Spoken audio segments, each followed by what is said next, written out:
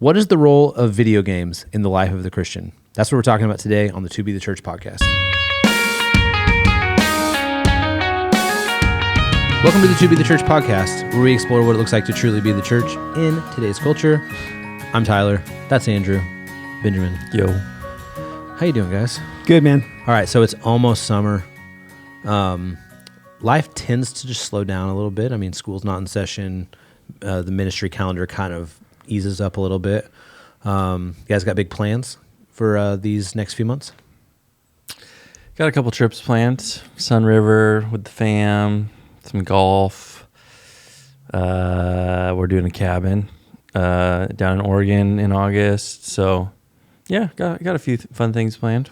Yeah, we did too. Camping trips and anniversary trip and stuff like that. Nice. So today's question is a question about leisure activity. All right. Thus my question to open up the podcast. Leisure. Ben would have worn his leisure suit. Yeah. All right, so this question, I think it came from a listener. It says, what is the role of video games in the life of the Christian? Gamer. Yeah. What is the role? What is the role of video games in the life of a Christian? I mean, like, is this question asker asking, are they bad, are they good, are they a waste Just of what's time? the role? Let's start with the role of video games in our own lives. Okay. Yeah. So, Ben, Tyler, talk about your gaming history, your Right. gaming habits. Yes. What's I don't know why Cody's laughing, but Ben, let's start here. What do you got gaming wise? You big gamer? I mean, grew up playing video games, Super Nintendo, regular Nintendo. You're a little younger than me. 64, yeah. Were you on the Atari? Or No, the original Did they have Nintendo. TV when you were kids? The original When you were a Nintendo. kid? You had to go down to the NES. pizza parlor Yeah. and play the pinball machine. Yes. Frogger. Yes. George Costanza style. Yeah, I played in college. I even played as a young married before kids. And I think once I started having kids, that the video games kind of took a back seat. But now my kids are older. Now they're playing video games. And so I play some of it with them. I also like to beat you at Madden from time to time. Once, maybe ever. Yeah. Yeah, but yeah, I mean, I think video games are like anything else. They're kind of they can be a really good, fun, innocent thing, or they can become an idol or something that you give too much attention to, too much money to, something that you are, thinking you need in order to be fulfilled or happy or whatever. So it sounds silly, but people obviously, it's like any good thing can be turned into an ultimate thing, and it becomes a bad thing. So, yeah. So video games are a good thing. I mean, how do you say it? Amoral, right? Amoral. Like they're not good or bad. It depends how you use them. It's like the internet or television or these things aren't bad in and of themselves. Obviously, they can be used for bad things. So, Form of entertainment, obviously, like anything else. So it's almost like, what's the role of movies in the life of a Christian? What's the role of television in the life of a Christian, right? In terms of what's the role of video games in the life of a Christian? I think even broader, just in our day and age, just screens in general, right? We've all thought with our kids, like, how are screens best enjoyed, right? Because they can obviously become dominant, like in the life of a family. Or I've thought about this a lot with my kids, like just the amount that they want screens, and it's like having to limit that. And so I don't feel like our parents were talking about that growing up, like in the 90s, like screen time. Was that even a thing? I don't feel like I ever heard that term until I had kids. Yeah. Yeah. What about you, Ty? You were a Sega Genesis guy, I bet. I did have a Sega Genesis. Dude, such a rebel. My memories are having a girlfriend in 6th grade and playing Sonic the Hedgehog on my Sega Genesis with the phone up to my ear while she talked to me. And like I do that after school every day. And then my other memory, and this is probably before that, but I remember being in elementary school, and I created in the baseball game, it probably wasn't MLB The Show yet, I don't remember what it was called, but like whatever baseball game it was, I created the entire cast of Angels in the outfield as the Angels in the baseball thing.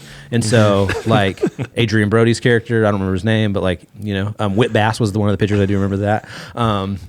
Tony Danza, he was in that movie, so he's like the washed up pitcher. Danny Glover's the manager, right? Yeah, of course he is. And so, but anyway, I created that whole team, and I think I played like multiple seasons with them, all 162 games. But what I did, because I'm ridiculous, is I had like a boombox and I would take blank cassette tapes and I would mute the game, and I would, as I'm playing, I would announce the games. Oh, dude. And so I'd be I love like, it. Tony Danza on the mound. I wouldn't say Tony Danza, I'd say his character's name, but I don't remember what it was. But my grandma, probably somewhere still, has just Dude, I need tapes those and tapes and tapes of like, so-and-so is 1 for 3 today with a single to right field, and they're coming to bat. No. But that was my growing up. The consummate storyteller, dude. I know. I love it. But, That is so but now, epic. like, just like Ben, like I have a PlayStation. I go through waves where it's like I'll play a little bit and then I won't. Like I haven't played my PlayStation in months. I don't know. Like, Sure. But my kids do now, and Ramsey has a Switch, like a Nintendo Switch that Yeah. they all play on. Yeah. And then Jameis, he turned 6 this past weekend, and he is like a Madden fiend. So he's played multiple seasons of Madden. He creates players, he scouts Yeah. draft picks, and like at 6. And so like sometimes I feel bad for his teacher in kindergarten because they have to do like a weekend like recap or whatever, and he'll say things like, I beat the Buffalo Bills this weekend 17-13. Like I'm going to the playoffs, and she probably thinks he's just making stuff up, but it's like, no, this is in Madden. I think he did tell me the other day, he's like, hey Dad, Tua threw 5 touchdowns today, and I was like, this really is a fantasy. But yeah. You were telling me recently your youngest is unbeatable at Mario Kart. Oh my goodness. Yeah. So yeah, that was I grew up original Nintendo. It's like one of my earliest memories. I think I was 5 years old when it came out, 85, 86, somewhere in there. And beating the original Mario Brothers, Super Mario Brothers without warping, without dying was like the goal of my young life. And I think I accomplished that feat at about 7 or 8 years old, but it was like, that was just my obsession, And and then from there, I never did Super Nintendo, dude. I kind of skipped that phase. I did Nintendo 64 with GoldenEye, my buddy and I in high dude. school, dude. That was like pre-Halo days. Classic. And then, what system was Halo on? Was that on an Xbox originally? Xbox, yeah. And so played a little Halo in college. Never got super into it. Like you get into college and you're in the dorm and there's like dudes that live it, And so you can't even compete with them.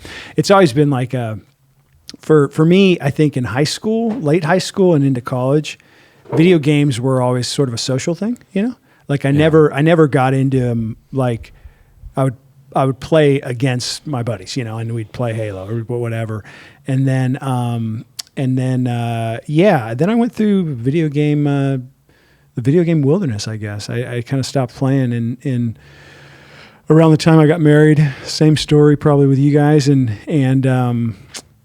then, I probably didn't play video games for 10, 15 years maybe. And then... Enter Gavin SC. and then the kids got to a certain age. We got the Wii. When the Wii came out, that was like and my wife and I, there was like the original Wii, right? Where you're like the bowling game and all that. It was like this new thing. So we got that back in the day up in Olympia. And that was even kind of before the kids were the age where they could play anything. But that only lasted a bit, and then kids, and then the Nintendo Switch and all that, the GameCube for a little bit before, maybe that pre-Wii, but Mario Kart, that was a consistent one. But now, with my daughters now, and just their capability to play the game for as long as we'll let them. They got, the day where you're like, oh yeah, let me show you guys a little something on Mario Kart, and you get on there and like you're finishing last with all 4 of your daughters. It's not a good feeling. And now that our 10-year-old, like nobody can beat her. So Viola, but nowadays, little Madden here and there. And that was at my wife's urging. She's like, you need to get an Xbox and like play Madden, And so a few years back when she's like, you need some hobbies. But during your sabbatical, my only contact with you was through Madden. You send the text of the little emoji, just the football emoji. I knew that we were up to play each other. And good that was times. back in 21. So, go through. But dude, now the old original kind of arcade games, like Pac-Man, those kind of things, I've always been a fan of. And my recent one that I discovered you can get it on the Switch, is Burger Time, dude.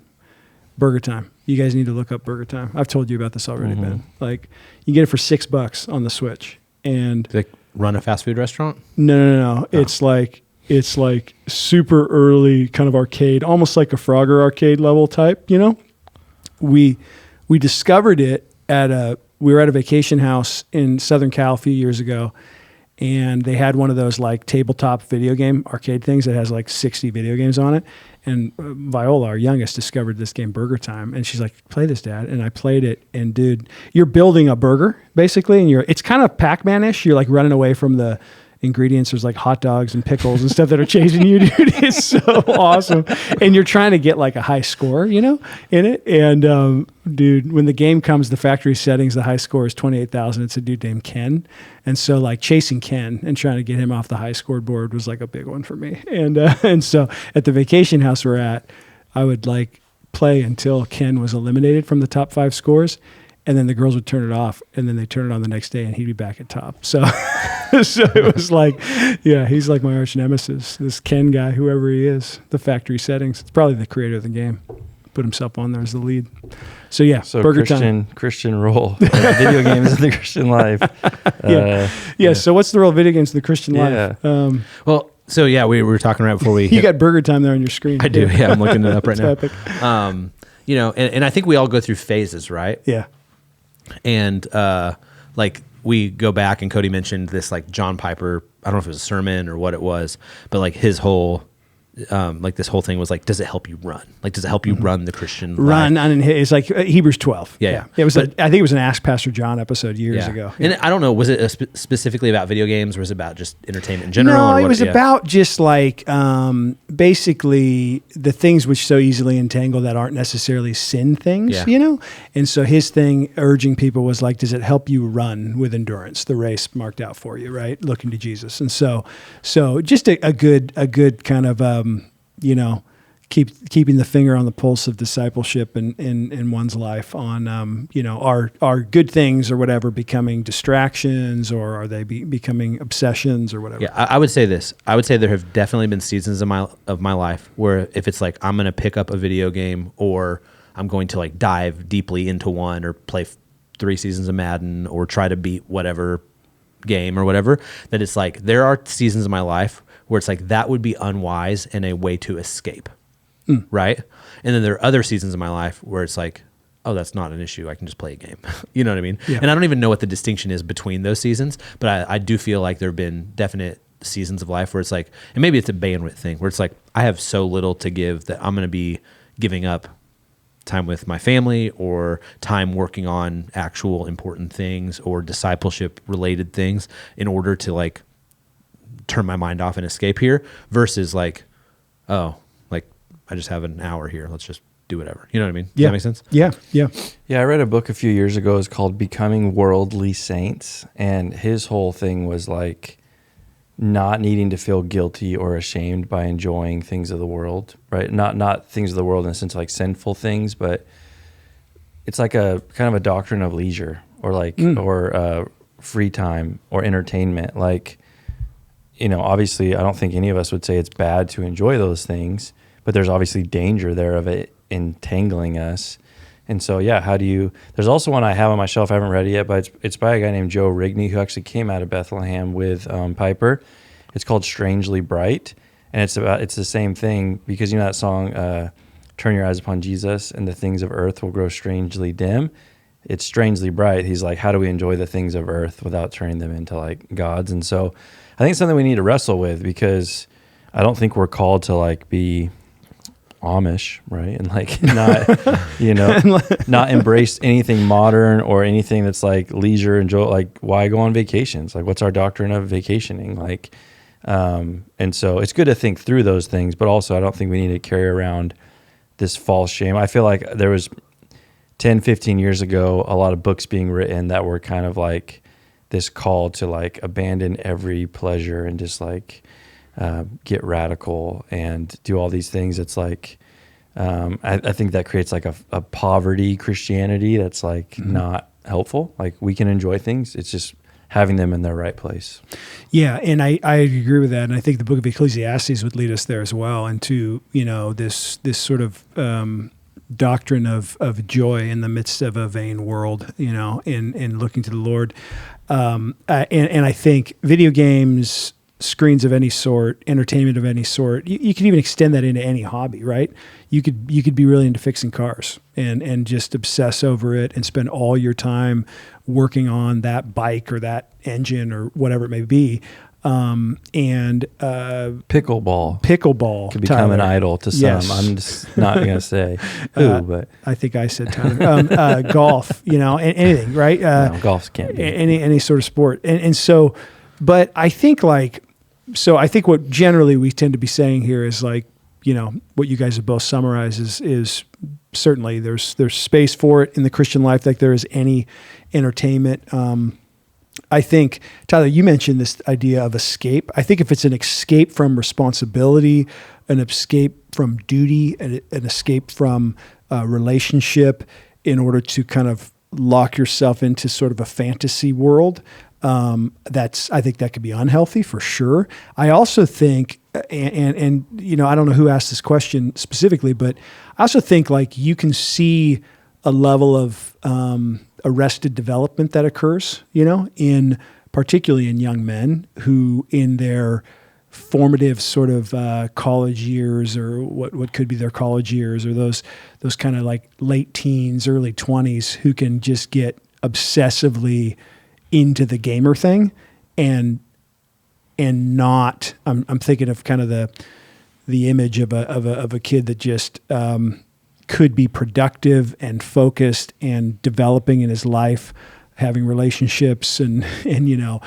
growing into a responsible man. And in those, just getting like the technology today is not what it was when we were all in that phase, right? When we were 19, 20 years old, you did not have we were just talking about the systems back in the day. Like you didn't have that kind of gamer world that you do now. And so I do think you got to be really prayerful, careful, and understanding that like if gaming is becoming a thing that is halting your maturity, your engagement with community, your relationships with human beings, that can be a really, really negative impact, right? And so I think we got to recognize that because there are a lot of, I talk to parents that are going like, yeah, my kid with the gaming and I'm trying to get them focused and to develop. And so you don't want to be spending so much time in this fantasy world that your engagement and understanding and growth in the real world is halted, right? So I think, and we all talk about that as it relates to our kids and screen time and whatever else. So I think a good test that I often run things through in my own life, 1 Corinthians 6:12, all things are lawful for me, but not all things are helpful. All things are lawful for me, but I will not be dominated by anything. So I've asked myself a lot, is this thing dominating me? Is it enslaving me? It might not even be a bad thing. It's lawful. But if something is consuming me, and that can be anything. And later on, he says in 1 Corinthians 10, similar, all things are lawful, but not all things edify. So is this edifying me? Is it building me up as a Christian? So good to ask yourself about video games, about hobbies, about what you're eating and drinking. Are these things enslaving me? And if they are, then you shouldn't do that. So question, does it count if Andrew's the one dominating you in Madden? Have a great week.